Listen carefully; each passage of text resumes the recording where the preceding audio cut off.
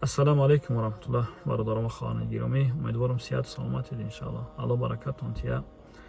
хоҳарчаи дакизбор ки шуда будем фазли алло то имрӯз 420,000 рубли русӣ ҷамъ шидагӣ.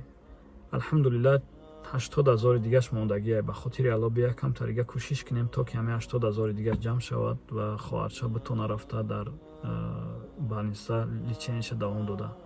ба хотири алло якам тарига кӯшиш кунем ки чанд қадаре ки метавона 20 рубл, 100 рубл, 200 рубл, 500 рубл, ҳар як тини шумо, ҳар як маблағи шумо барои онҳо муҳим аст ва беҳад мушкил аст ки субҳаналлоҳ хоҳарча 2 сол дар бистарӣ, 2 сол дар чӣ хоб аст, аз ҷоз хеста наметавонад. беҳад мушкил аст ин чиз.